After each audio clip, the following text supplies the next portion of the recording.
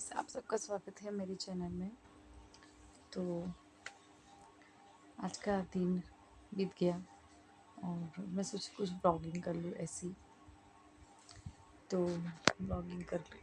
मैं अभी ब्लॉगिंग क्यों नहीं करती पूरा दिन, मतलब क्या करती हूँ, कैसे बिताती हूँ। मैं सोचती हूँ कभी कभी एक दिन मैं पूरा ब्लॉगिंग शूट करूँ और आप सबसे शेयर करूँ कि मेरा इधर मायके में रूटीन कैसे दिन बीतता है, सुबह से उठ के आ, और रात तक का। लेकिन नहीं हो पाता है क्योंकि वो जो मेरी बेबी है, बाबू है, मैं उसके पीछे ही लगी रहती हूँ। बाकी जो काम है वो भी निपटाती हूँ, घर का साथ। तो मैं हर चीज़ में सोचती इन्वॉल्व रहूँ, यहाँ पर भी और वहाँ पर भी। ऐसे नहीं कि वहाँ पे मैं नहीं ध्यान देती, यहाँ आती हूँ तो सब जगह ध्यान देती हूँ। तो नहीं, यहाँ का नेचर अलग होता है बॉम्बे का, और गांव का नेचर अलग होता है। तो मुझे नेचर भी पढ़ने मिला है। तो इस वजह से तो गांव में जो है सासू माँ है, मेरे हस्बैंड है, मैं हूँ, और बाकी जो मेहमान आते जाते हैं तब का तब देखते हैं, उधर काम होता है। और यहाँ है, यहाँ फैमिली बड़ी है, तो इस हिसाब से मतलब घूम फिर के घूमती रहती हूँ, तो मुझे इधर टाइम नहीं मिल पाता है। तो तो यही मेरे दिन मायके में बीत जाता है अच्छे से, और ससुराल में भी अच्छे से बीतता है, ऐसा कुछ नहीं है। और अच्छा लग रहा है। और बस दिन बीतते जा रहे। और मेरी बहन के, मैं सोच रही थी मतलब मैं अपने हस्बैंड से कॉल करके पूछी थी कि मेरी बहन की चचिया, मतलब मेरी जो चाची है उनकी लड़की का शादी पड़ा है ना। तो जैसे अभी हम लोग की जॉइंट फैमिली है, तो इस वजह से तो मैं इंगेजमेंट में नहीं आ पाई थी बेचारी के। तो वो मुझे बोल रही है फोर्स कर, मतलब शादी में तो कम से कम आना ही चाहिए। तो हस्बैंड, मम्मी के मतलब हस्बैंड नहीं आ पाएंगे, तो मैंने हस्बैंड से परमिशन मांगी कि मैं अटेंड कर लेती हूँ शादी। और आप मतलब आप नहीं आ पाएंगे तो कोई बात नहीं, मैं अटेंड कर लेती हूँ। और मैं इधर ही हूँ इस वजह से। अगर मैं उधर रहती तो हम दोनों साथ में आते, शायद वो आ जाते, मैं नहीं आती। तो दोनों में से कोई एक रहता, तो उधर सासू माँ। लेकिन फिर मुझे तो परमिशन तो हस्बैंड ने दे दिया कि आप अटेंड करके आओ। और अटेंड करने ही वाली थी कि मेरी बहन की शादी पोस्टपोन्ड हो गई। मतलब पोस्टपोन्ड हो गई, मतलब चाची की लड़की की शादी पोस्टपोन्ड क्यों हुई? क्योंकि वो जो उनके ससुर हैं, ससुर का पैलेस हो गया। तो शायद वो जो मतलब मेरे जो जीजू लगेंगे, तो वो कह रहे कि जब तक मेरे पापा नहीं सही होंगे तब तक मतलब मैं शादी नहीं करूँगा। तो एक दो महीना टल गया। तो अब तो टल गया, मैं प्रैक्टिस भी कर रही थी शादी का, सब चीज़ हो रहा था।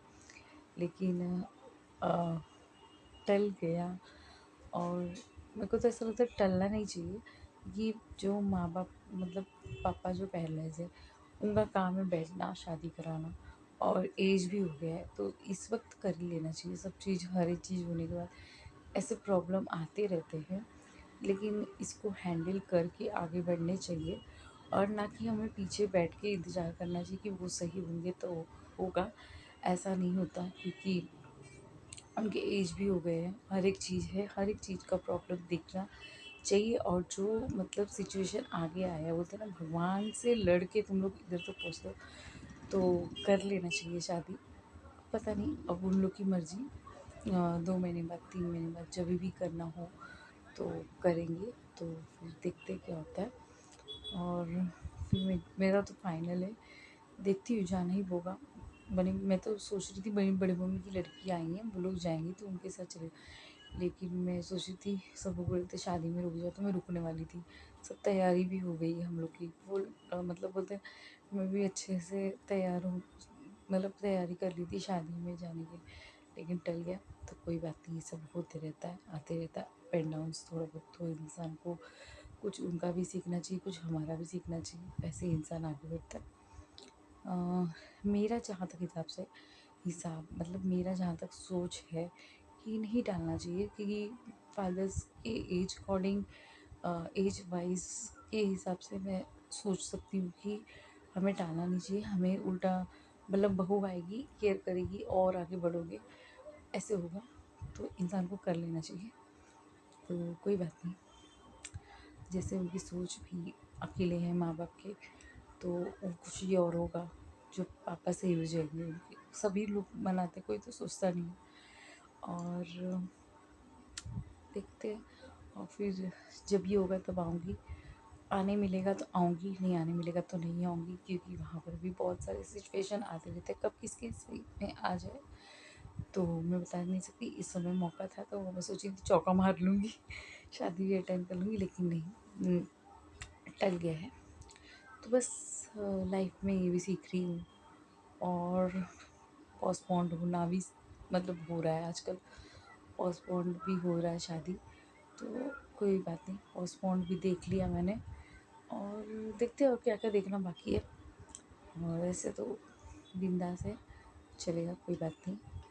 और अच्छा लग रहा है, मायके में दिन बीत रहा है, इंतज़ार भी हो रहा है कि ससुराल जाने का टाइम है। पैकिंग भी करना है। पैकिंग क्या करना है, इधर से जाते लेके आते एक बैग, यहाँ से हो जाता है 2 बैग 3 बैग, तो यहाँ से बढ़ ही जाता है मेरा बैग। और वहाँ से तो मैं कुछ भी नहीं लाई थी, इतना कपड़ा वपड़ा, मेरे भाभी का ही ड्रेस पहन रही थी, मेरे भाभी का ही कपड़ा, भाभी का ही सब चीज़। और कहीं घूमने वूमने तो अभी तक नहीं गए।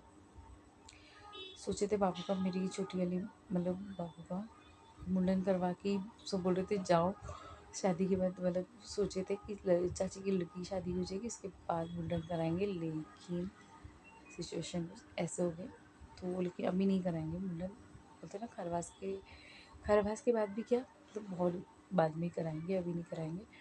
तो मेरे को तो वो भी मौका नहीं मिला।